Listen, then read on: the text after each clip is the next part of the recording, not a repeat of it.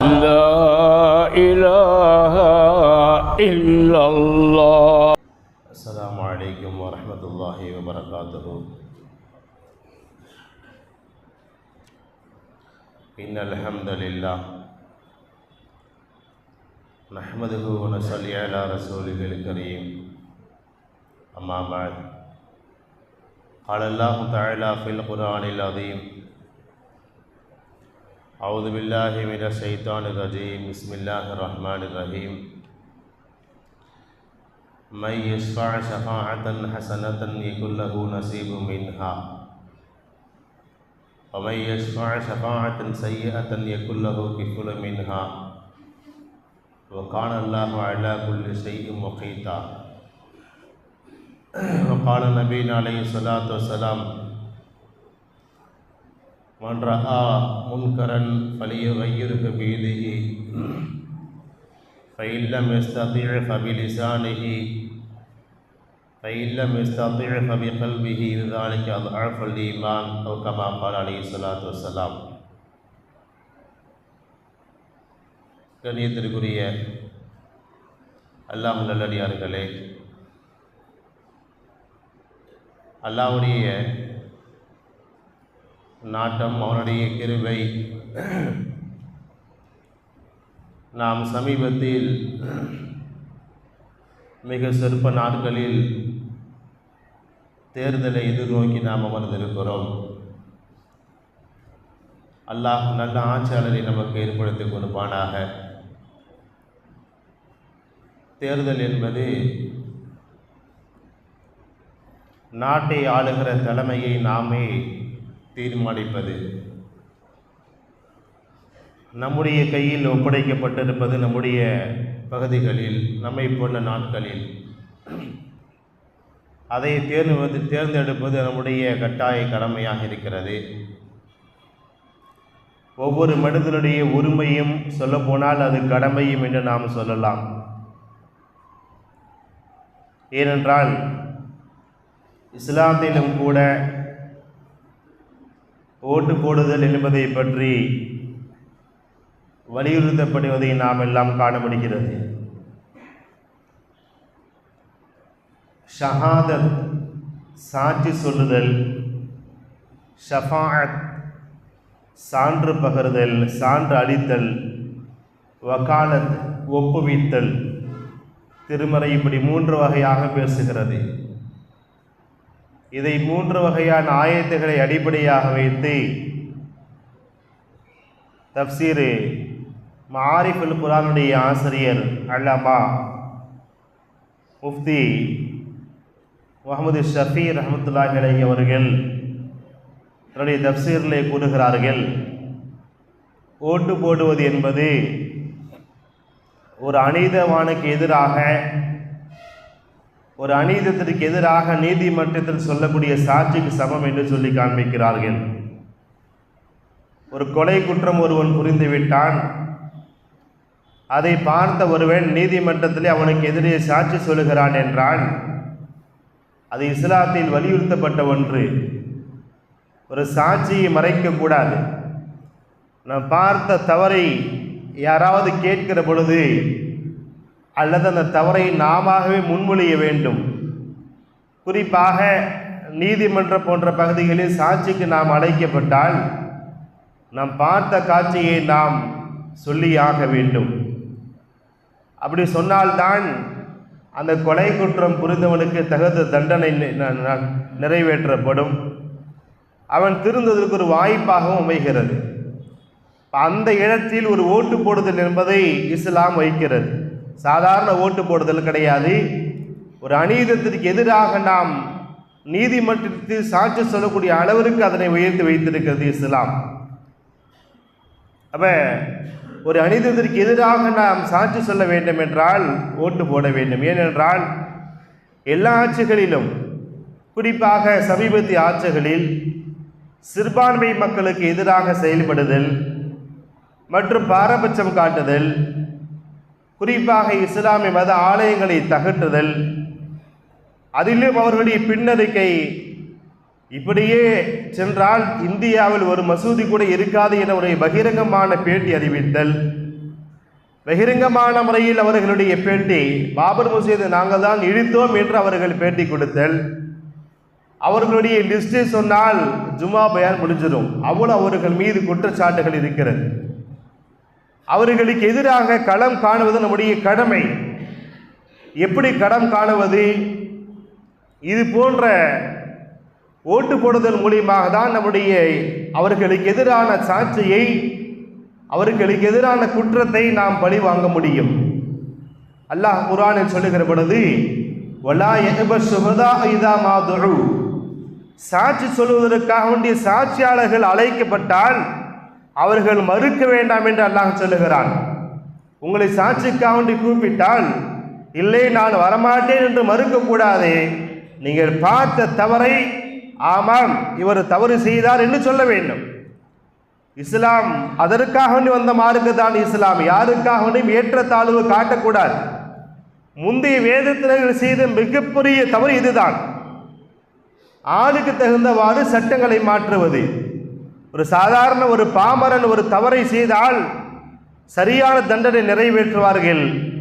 அதுவே ஒரு மிகப்பெரிய செல்வந்தர்கள், சமுதாயத்தில் வசதி பெற்றவர்கள், செல்வாக்குள்ளவர்கள் தவறு செய்தால் அதை அப்படியே அந்த சட்டத்தையே வடைத்து திரித்து கூறுவார்கள். இஸ்லாம் இதையெல்லாம் தகர்க்கிறது. நபி ஸல்லல்லாஹு அலைஹி வஸல்லம் மிக பிரபலியமான ஒரு வார்த்தை நமக்கு தெரியும் அல்லவா, என்னுடைய மகள் ஃபாத்திமா திருடினாலும் இதே சட்டம் தான் கைவிட்டப்பட்டு என்று சொன்னார்களே. அது யாராக இருந்தாலும், ஜிஹாதில் மிகப்பெரிய ஜிஹாத், அநீதம் செய்யக்கூடிய ஆட்சியாளருக்கு முன்னால் நீ செய்வது தவறு என்று சொல்வதுதான் மிகப்பெரிய ஜிஹாத் என்று சொன்னார்கள் நபி ஸல்லல்லாஹு அலைஹி வஸல்லம் அவர்கள். அப்ப தவறு என்று வருகிற பொழுது அது யார் என்று பார்க்கக்கூடாது, தவறு என்று சுட்டி காட்ட வேண்டும். உமர் ரலியல்லாஹு அவர்களை பார்த்து உலகமே நடுங்கிக் கொண்டிருக்கிறது. ஏன் சைத்தானை பயப்படுகிறார்கள் நபி ஸல்லல்லாஹு அலைஹி வஸல்லம் சொன்னார்கள். அந்த உமரை பார்த்து ஒரு பெண்மணி கேள்வி கேட்டார்கள். மகர் சம்பந்தமான விஷயங்களில் நீங்கள் எப்படி மகரை ஒரு குறிப்பிட்ட எல்லைக்குள் கட்டுப்படுத்த முடியும்? அல்லாஹ் சொல்லுகிற பொழுது அவர்களுக்கு ஒரு பொறுக்குவியலையே கொடுத்தாலும் திரும்ப பெற வேண்டாம் என்று பொறுக்குவியலே கொடுத்தாலும் என்ற வார்த்தை அல்லாஹ் பயன்படுத்தி இருக்க, நீங்கள் எப்படி 400 திரகங்களுக்கு கொடுத்தால் போதும் என்று சொல்ல முடியும் என்று ஒரு பெண் எழுந்திருந்து கேட்டார்கள் என்றால் அதுதான் இஸ்லாம். தவறு என்று செய்தால் யாராக இருந்தாலும் அந்த தவறை எந்த வகையிலாவது நாம் அதனுடைய எதிர்ப்பை கண்டிப்பாக வெளிப்படுத்தி ஆக வேண்டும். இல்லை என்றால் நபி ஸல்லல்லாஹு அலைஹி வஸல்லம் சொல்லுகிறார்கள், மன் கத்தம ஷஹாதத்தன், யார் ஒரு சாட்சியை மறைக்கிறார்கள், இதா துஐய, அவரை சாட்சிக்கு அழைக்கப்பட்டு அவர் மறைத்தால் கான கமன் ஷஹீத பிஸ்ஸூர், அவர் பொய் சாட்சி சொன்னதுக்கு சமமாவார்கள் என்று நபி ஸல்லல்லாஹு அலைஹி வஸல்லம் சொன்னார்கள். ஒரு கொலை குற்றத்துக்கு எதிராக சாட்சிக்கு அழைக்கிறாங்க. இவர் போய் சாட்சி சொன்னா சரி, இல்லை நான் வரல அப்படின்னு அர்த்தம் அவர் ஆதரிக்கிறார் தான் அர்த்தம். அவர் ஆதரிக்கிறதுனால தானே வரல. நபி ஸல்லல்லாஹு அலைஹி வஸல்லம் அதை தான் சொல்லுகிறார்கள், சாட்சிக்கு அழைக்கப்பட்டு நீங்கள் செல்லவில்லை என்றால் பொய் சாட்சி சொன்னதுக்கு சமம் என்றார்கள் நபி ஸல்லல்லாஹு அலைஹி வஸல்லம் அவர்கள். அதே போன்றுதான் இவர்களுக்கு எதிராக நாம் களம் காணுவது, இது போன்ற தேர்தல் நேரங்கள் தான் நமக்கு முழு உரிமை அளிக்கப்படுகிறது. இப்போ மட்டும்தான் அவங்களை நம்மளால் பார்க்க முடியும். இப்போ முடிஞ்சிருச்சுன்னா அடுத்த எலெக்ஷனில் தான் மறுபடியும் தெருவுக்கு வருவாங்க, அன்பான வாக்காளர் பெருமக்களே அப்படின்னு மறுபடியும் வருவாங்க. இப்போ தேர்தல் முடிஞ்சிருச்சுன்னா அவ்வளவுதான். இதெல்லாம் எப்படின்னா திருமணத்தில் வரக்கூடிய விருந்தாளிக்கு மாதிரி, பெரிய ஒரு திருமணத்தில் கஷ்டப்பட்டு பொண்ணு மாப்பிள்ளை அப்படின்னு சேர்த்து பொண்ணு கிடைக்காம அல்லது மாப்பிள்ளை கிடைக்காம ரெண்டு தரப்புமே வச்சுக்கோமே, ஒரு வழியாக அந்த பல தடைகளுக்கு மத்தியில் மீறி ஒரு வழியாக அந்த பொண்ணை தேர்ந்தெடுத்து ரொம்ப கஷ்டத்துக்கு வந்து திருமணம் நடந்துட்டு இருக்கும்போது ஒரு புதுசாக உறவு ஒன்று முளைக்கும். நெருங்கிய உறவு தான், அன்னைக்கு தான் வருவான் நிக்காவுக்கு வந்து என்னத்தையாச்சும் குழப்பி பொண்ணு வீட்டுக்காரன் என்ன கறி போடல கது போடல ரசம் ஊற்றுலன்னு சொல்லி சண்டையை மூட்டி விட்டு கிளம்பி போயிடுவான். அன்னைக்கு ஒரு நாள் விருந்தாளிவன். ஆனால் அந்த கல்யாண ஏற்பாடு பண்ணுறதுக்குள்ளே அந்த பொண்ணு மாப்பிள்ளையை செட் பண்ணுறதுக்குள்ளே எவ்வளோ கஷ்டப்பட்டாங்க அந்த வீட்டார்கள். ஆனால் என்றைக்கும் அந்த உறவுகள் அப்படி என்னைக்கு அதே மாதிரி அரசியல்வாதிகள்லாம் என்றைக்கும் அவர்களை பார்க்க முடியும். இன்னைக்கு நம்ம வீட்டு வாசலில் வந்து ஓட்டு கேட்பாங்க, ஆனால் மறுபடியும் நம்ம அவங்கள போய் பார்த்தோம் அப்படின்னா அவங்க வீட்டு வாசலில் கூட போக முடியாது. எதுக்கு சொல்ல வருகிறோம்? அவர்களை பழி வாங்குவதற்கோ அல்லது ஆதரிப்பதற்கோ இதுதான் சந்தர்ப்பம். இந்த சந்தர்ப்பத்தை விட்டுவிட்டால் மறுபடியும் நாம் சிரமப்பட நேரிடும். எனவே சாட்சி சொல்ல அழைக்கப்பட்டால் நீங்கள் சாட்சி சொல்லுங்கள். என்ன அர்த்தம் தெரியுமா? இந்த அடிப்படையில் ஓட்டு போடுவதற்காண்டி வாய்ப்பளிக்கப்பட்டால் கண்டிப்பாக ஓட்டு போடுங்கள். இல்லை என்றால், ஓட்டு போடவில்லை என்றால், நீங்கள் ஆப்போசிட் யார் இஸ்லாத்துக்கு எதிராக செயல்படுகிறார்களோ அவர்களை ஆதரித்து பிசாசு சொன்னதற்கு சமம் என்றார்கள் நபி ஸல்லல்லாஹு அலைஹி வஸல்லம் அவர்கள். இதை வைத்து விளக்கம் சொல்லுகிற பொழுது, அப்ப விளக்கம் என்பது இதற்கு இப்படிதான் நாம் புரிய வேண்டும். அப்ப ஓட்டு போட்டால் என்ன கிடைக்கும்? இஸ்லாம் என்ன சொல்லுகிறது?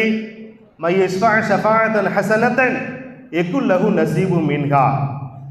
யார் ஒருவர் ஒரு நல்ல பரிந்துரையை செய்கிறாரோ, நல்லவருக்கு யார் பரிந்துரை செய்கிறார்களோ அவர் செய்யக்கூடிய நன்மைகள் எல்லாம் இவருக்கு ஒரு பங்கு கிடைக்கிறது என்றார்கள் நபி அல்லாஹ் குர்ஆனில் கூறுகிறார்.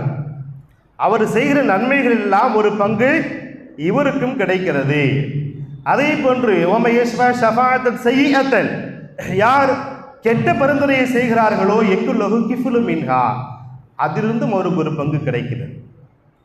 அப்ப நம்முடைய ஆட்சியாளர், நாம் ஓட்டு போட்ட ஆட்சியாளர் நன்மை செய்தால் அதனுடைய நன்மை நமக்கும் கிடைக்கிறது. அவர் தீமை செய்தால் அந்த தீமை நடக்கும் கிடைக்கிறது. அந்த அடிப்படையில் தான் சொல்றோம்.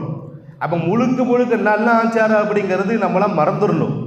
நம்ம முறதியில் ஆட்சி மாதிரி நினைச்சிக்கிட்டு இருந்தோம் அப்படின்னா ஓட்டு போடவே போக முடியாது. இப்போ உள்ள சூழ்நிலைகள்ல திருடர்கள்ல யார் நல்ல திருடன்?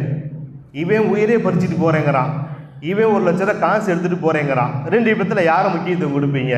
எப்ப காசை வாங்கிட்டா சாலை ஒடுங்குறோம். நம்ம ஒண்ணு யாரையும் அதுக்காண்டி ஜமாத்துலமா சப்போர்ட் பண்ணுது, ஆலிம்கள் சப்போர்ட் பண்றாங்கன்னு ஒரு அவுலியாலாம் சொல்ல வரல. எல்லாமே திருட்டு பயிலவோ தான், கோச்சிக்கிட்டான்னு சரிதான். ஆனால் நமக்கு இப்போ உள்ள சூழ்நிலையில் யாரை ஆதரிக்க வேண்டும்? அதை தான் நம்ம இப்போ உள்ள நிலைமையில நமக்கு என்ன முக்கியம்? இஸ்லாமியர்கள்லாம் ஓரணியில் சேருவது ரொம்ப ரொம்ப முக்கியம். அப்ப அந்த அடிப்படையில் ஓட்டு போடுறது உரிமையை யாருக்கான நாம் விட்டுவிடக்கூடாது. நபி ஸல்லல்லாஹு அலைஹி வஸல்லம் அவங்க சொன்னாங்க, இந்த நாச இதா ரஅு அவ்வாலிம, ஒரு அநியாயம் செய்யக்கூடியவனை ஒரு மனிதன் பார்த்தான் என்றால் பலம் யஹுது அலா யதைஹி, அவர்களுடைய கரத்தினால் அதை தடுக்கவில்லை என்றால் அவுஷக்க ஐ யஅமஹு அல்லாஹு அல் இகாப், அல்லாஹ் அவர்களை எல்லாரையும் பொதுவாக தண்டிப்பதற்கு முற்படுகிறான். அப்ப ஒருவர் தவறை இழைத்தான், அந்த தவறை தடுக்கவில்லை என்றால் அதனுடைய தண்டனை எல்லோருக்கும் பொதுவாக வர வாய்ப்பு இருக்கிறது என்று நபி ஸல்லல்லாஹு அலைஹி வஸல்லம் அவங்க சொல்லி இருக்கிறாங்க.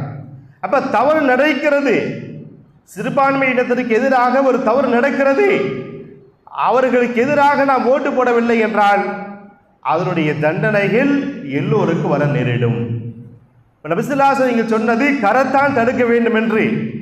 இதற்கு விளக்கமாக இன்னொரு ஹதீஸ், பிரபலமான ஹதீஸ் நமக்கெல்லாம் தெரியும். யார் ஒரு தவறான விஷயத்தை பார்க்கிறார்களோ அவர்கள் தன்னுடைய கரத்தை கொண்டு அவர் தடுக்கட்டும்.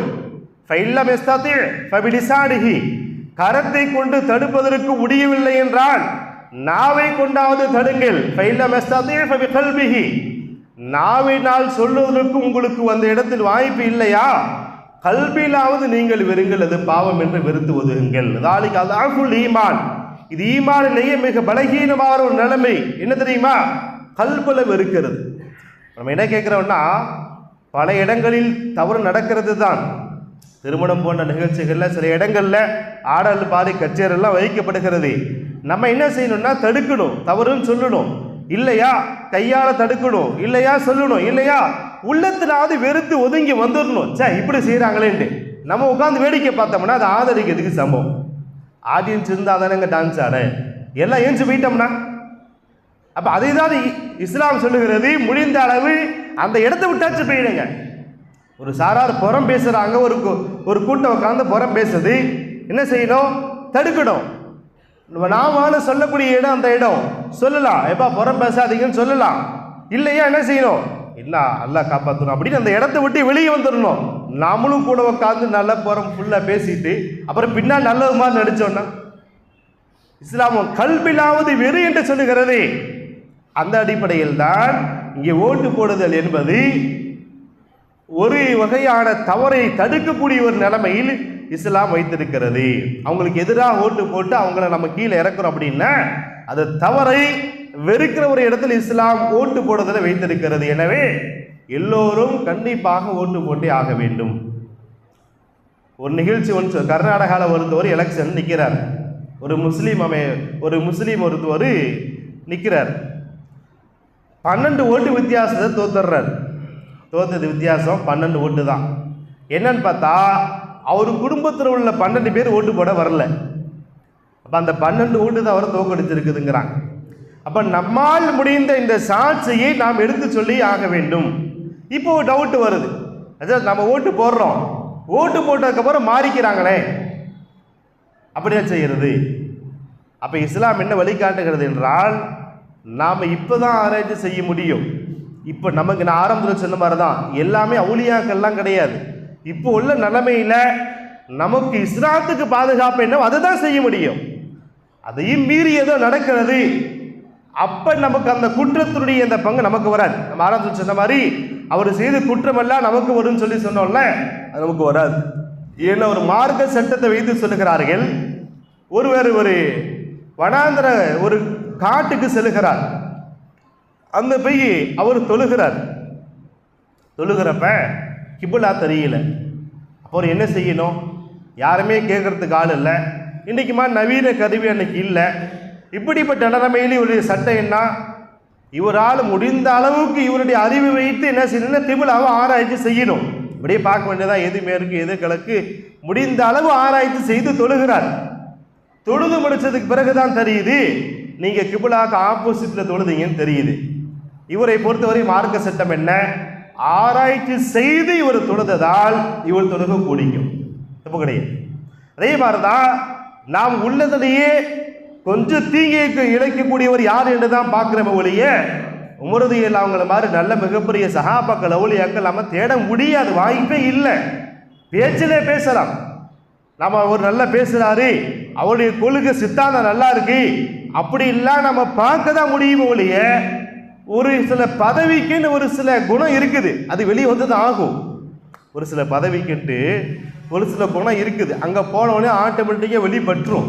அதுக்கு நாம் பொறுப்பாக முடியாது, நமக்கு மார்க்க சட்ட வல்லுநர்கள் நமக்கு சொல்லி காட்டுறாங்க.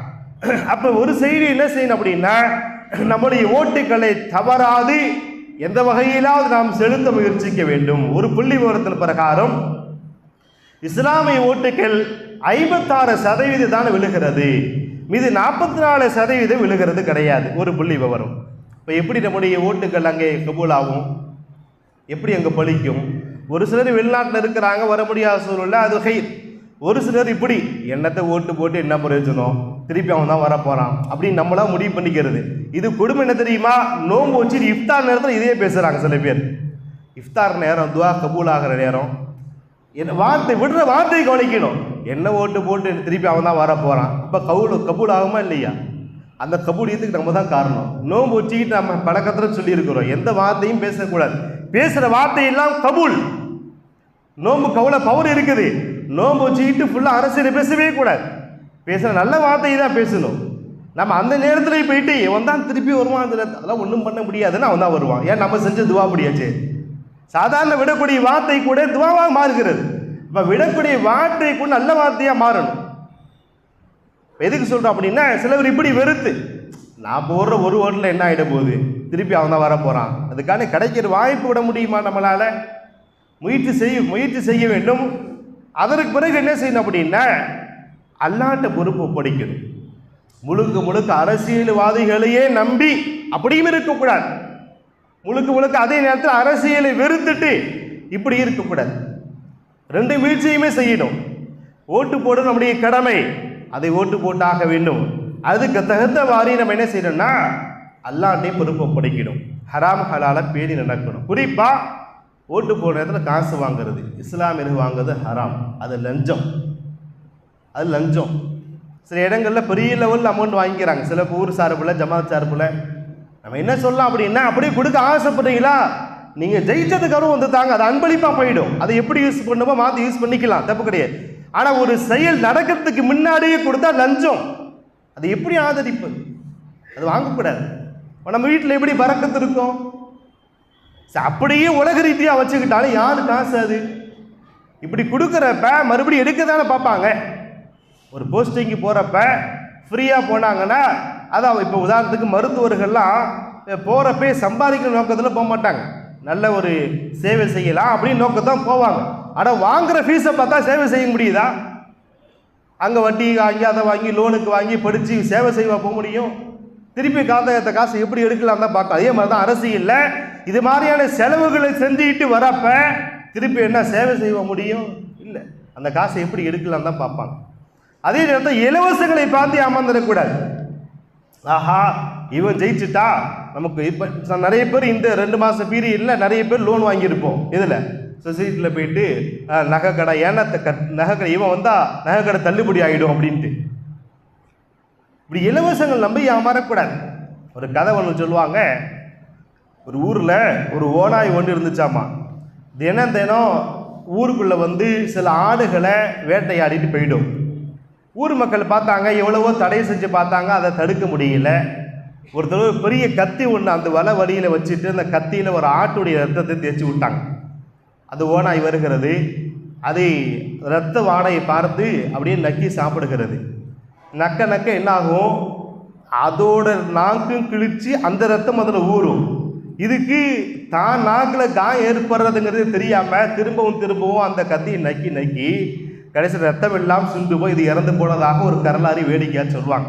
அதே மாதிரி தான் இலவசம் கொடுக்குறான்னா அது யாருடைய காசு இல்லை, நம்ம காசு தான். விலைவாசி ஏறுதுன்னா எப்படி ஏறுது? நம்ம விட்ட காசு எடுக்கணும், எப்படி எடுக்கிறது? இப்போ அதில் போடு இதில் போட்டு டிக்கெட்டை போடு. மகளிருக்கு ஃப்ரீயாக கொடுத்து ஆண்களுக்கு டிக்கெட் ஏட்டு யார் கேட்டோம்? மகளிருக்கு ஃப்ரீன்னு அவங்க சொந்த காசாக போடுறாங்க இல்லையே. ஆண்கள்கிட்ட அந்த காசு ஏற்று வாங்கிக்கிறாங்க. டிக்கெட் காசை ஏற்றி விட்டு பெட்ரோல் காசை ஏற்றி விட்டு வாங்கிக்கிறாங்க. அப்போ யாருமே தான் கையை அறுத்துக்கிட்டுலாம் செய்யறதுக்கு ஆள் இல்லை. அப்போ இலவசங்களை நம்பி ஏமாறக்கூடாது. நம்ம வாங்கிட்டா மறுபடியும் நம்ம தலையில் தான் விழுகிறது.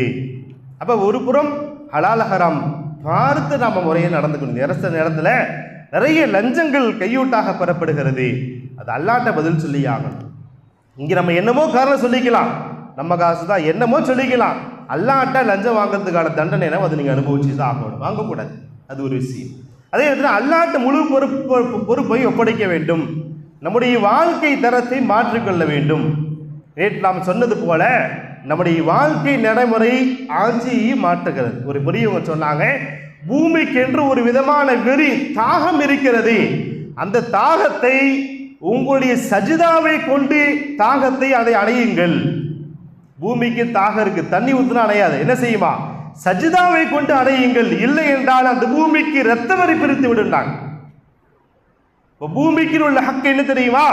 சஜிதாவை செய்து செய்து செய்து அதை நாம் கூலாக வைத்திருக்க வேண்டும். நம்முடைய வாழ்க்கையை மாற்றிக்கொண்டிருக்க வேண்டும். குறிப்பாக தொழுகை மூலியமாக துவாக்கள் மூலியமாக அல்லாஹ்ட்ட அதிகமாக உதவி தேடணும். நாம் பருவழிவாக கேள்விப்பட்டது தான், யூதர்களை நாம் கொல்லுவோம் என்று ஒரு ஹதீஸ் இருக்கிறது அல்லவா? அந்த காலத்தில் யூதர்கள் ஓடி ஒளிவார்கள். ஒரு மரத்திற்கு பின்னால் கல்லுக்கு பின்னால் ஓடி ஒளிவார்கள். ஆனால் கை செய்தம் என்ன தெரியுமா? அந்த மரமும் கல்லும் முஸ்லிம்களிடத்தில் சொல்லும், ஓவா உதா வருவாரா அப்துல்லா பாய், எனக்கு பின்னாடி உயிர் ஒளிஞ்சிருக்கிறான் என்று அது போட்டுக் கொடுக்கும். கருக்கது என்ற செடியை தவிர, ஏனென்றால் அது யூதர்களுடைய மரம் என்று ஹதீஸில் வருகிறது. இதை சொல்லி ஒரு பெண் யூதர் அமைச்சர்கிட்ட கேட்குறாங்க, பேட்டி எடுக்கிறாங்க, இப்படி வந்திருக்கதே உங்களுடைய கருத்து என்னன்னு கேட்குறப்ப, உண்மைதான், ஆனால் எப்போ தெரியுமா நிகழும்? எப்படி ஜும்மாவுக்கு வர கூட்டம் சுபுகுக்கு வருகிறதோ அன்றைக்கு தான் இந்த நிகழும் அந்த பெண் அமைச்சர் சொன்னாங்க. ஏன் தெரியுமா? இஸ்லாத்தை பொறுத்தவரை ஆரோக்கியமாகட்டும், பணத்தினுடைய வரக்கத்தாகட்டும், செல்வ செழிப்பாகட்டும், அல்லது வியாபார வெற்றியாகட்டும், ஆட்சி வெற்றியாகட்டும், உலக வெற்றியாகட்டும், போரிலே வெற்றியாகட்டும், எல்லாம் சுபுகுடைய நேரத்தில் தான் நடந்தது. சுபுகு அழிவும் சரி சுபுகு நேரம் தான் நடந்திருக்குது. இப்போ மாற்றத்திற்கான நேரம் என்றால் அது அதிகாலை நேரம். அதிகாலை நேரத்தை நாம தூங்கி எழுந்திருச்சு அது என்ன பிரயோஜனம்? அப்போ அவர்கள் சொல்லுகிறார்கள், அப்போ ஜும்மாவுக்கு வர கூட்டம் என்னைக்கு வருகிறதோ அன்றுதான் அந்த வெற்றி நடைபெறும் என்று அவர்கள் சொல்லுகிறார்கள். நமக்கு அந்த நம்பிக்கை வரல. இப்போ அல்லாஹ்ட்ட தொழுகணும், நம்முடைய நடைமுறைகளை மாற்றிக்கொள்ள வேண்டும், அதிகமான முறையில் துஆ செய்ய வேண்டும். ஒரு முஃமினின் துஆ மிகப்பெரிய ஆயுதம். ஹஜ்ஜாஜ் இப்னு யூசுப் பல சஹாபாக்களை கொன்றவன் கடைசியாக சயீத் இப்னு ஜுபைர் என்ற சஹாபியை கொல்லுகிறான். இரக்கமில்லாமல் கொல்லுகிற பொழுது உங்களை எப்படி கொல்ல வேண்டும் என்று கேட்கிறான். சயீத் இப்னு ஜுபைர் ரலியல்லாஹு அன்ஹு சொன்னாங்க, நீ எப்படி வேணா என்னை கொலை செஞ்சுக்கி, ஆனா மறுமையில் அல்லாஹ் உன்னையும் அதே மாதிரி பழி வாங்குவான், அதை ஞாபகம் வச்சுக்கின்றாங்க. அப்படியா? அப்ப உங்களை நான் மன்னிப்பதற்கு நீங்கள் ஆசைப்படுகிறீர்களா? உன் மன்னிப்பு எனக்கு வேண்டாப்பா, அல்லாஹ்வுடைய மன்னிப்பு தான் எனக்கு வேணும், ஓ மன்னிப்பு எனக்கு வேண்டாம்னா அப்படியா? கொலை செய்யுங்கள் உத்தரவிடப்படுகிறது. படுக்க வைத்து தலையை திருப்புகிறார்கள். அது எதேச்சியாக கிபிலா திசையாக இருக்கிறது. சயீத் இப்னு ஜுபைர் ரலியல்லாஹு ஓதுகிறார்கள், குல்லு நஃப்ஸின் ذائقத்துல் மௌத், ஒவ்வொரு ஆத்மாவும் மௌத்து சுவைத்தே தீரும். வஜ்ஹது வஜ்ஹில் இல்லதி ஃபதர ஸமாவாதி வல் அர்த ஹனீஃபன் முஸ்லிமன் வமா அன மினல் முஷ்ரிகீன். அல்லாஹ்வை சுருக்கமாக சொன்னால், அல்லாஹ்வை பார்த்து நான் என் முகத்தை திருப்பி வைத்திருக்கிறேன், நான் முஸ்லிக் அல்ல, முஸ்லிம், ஒரிஜினல் தூய முஸ்லிம் என்று சொல்கிறார்கள். அவனுக்கு கோபம் வருகிறது. வஜ்ஹுஹு லி கைரில் கிப்லா, அப்படியா? கிப்லா திசையை மாற்றி அந்த சைடு படுக்க வைக்கிறாங்க. அப்ப அவங்க ஓதுறாங்க, ஃபைனமா துவல்லு ஃபஸம்ம வஜ்ஹுல்லாஹ், நீங்கள் எந்த திசையை நோக்கினாலும் அல்லாஹ்வுடைய முகம் இருக்குது என்று ஆயத்தை ஓதுறாங்க. அப்படின்னு ஓதுறாங்க. கொலை செய்யற நேரத்தில் குர்ஆன் ஆயத்தை ஓதிட்டு இருக்கிறாங்க. அப்ப சொல்றாங்க, ஃபகுபுஹலா வஜ்ஹிஹி, குப்புற படுக்க வைங்க, அப்போ கொல்லுங்கன்னாங்க. அப்படியா?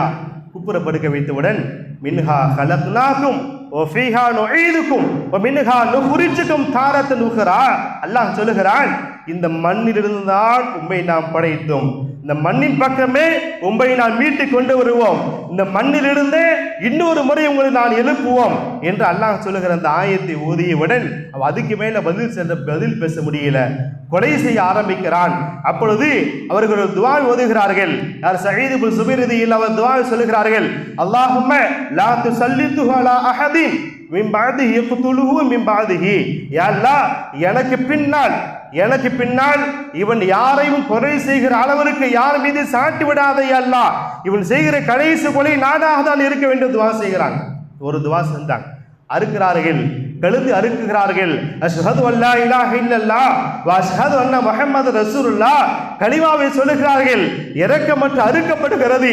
தனி தனியால் போயும் கூட லா இலாஹ இல்லல்லாஹ் என்று உடல் இல்லாமல் தலை தனியாக கலிமாவை பலமுறை சொன்னது என்று வரலாற்று எழுதுகிறார்கள்.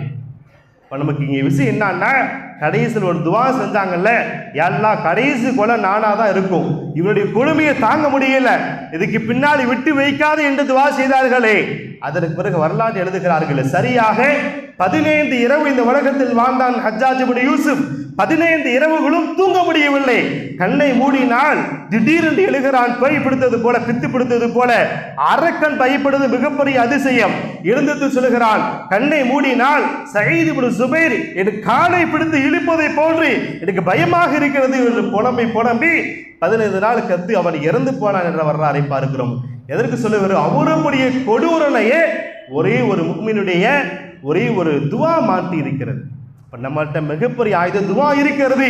யாருக்கும் மஞ்சக்கூடாது, நம்ம அல்லாஹ்ட்ட துவா செய்யணும். அல்லாஹ் மலாத்து சொல்லி அலைனா மல்லா யகாஃபுக வலா யர்ஹமுனா, ஒவ்வொரு நேரமும் ஒரு முஸ்லீமும் துவா செய்ய கடமைப்பட்டிருக்கிறோம். அப்படி துவா செய்தால் நல்ல ஒரு ஆட்சியர் அல்லாஹ் கொடுப்பான். நம்முடைய கடமை இருவிதமாக இருக்கிறது. உலக ரீதியாக நம்முடைய ஓட்டை யாருக்காக வேண்டியும் காசுக்காண்டி விட்டு கொடுக்க கூடாது, இலவசத்துக்காக விட்டு விடக்கூடாது, நிராசை அடைந்து விட்டுவிடக் கூடாது. ஒவ்வொரு ஓட்டும் பதிவாக வேண்டும். அதே நேரத்தில் அவர்கள் மீது அந்த அரசியல், இவன் வந்தால் நமக்கு லாபம், இவன் வந்தால் இஸ்லாமியர்களை காப்பாற்றுவான், இவன் வந்தால் இஸ்லாமியர்களை கொள்வான் என்ற அந்த நம்பிக்கையை விட அல்லாஹ் நம்மை காப்பாற்றுவான் என்ற நம்பிக்கை நமக்கு முழுமையாக உணர்வில் ஊறி இருக்க வேண்டும். அப்படி இருந்தால்தான் நான் உண்மையான முஃமின். எனவே வல்ல ரஹ்மான் நம்மை எல்லாம் ஈமானோடு வாழச் செய்வானாக. வருகிற தேர்தலில் நல்ல ஆட்சியாளரை, அல்லாஹ்வுக்கு பயப்படக்கூடிய, நம்மை மீது இறக்கப்படக்கூடிய ஆட்சியாளர் அல்லாஹ் நமக்கு ஏற்படுத்தி கொடுப்பானாக.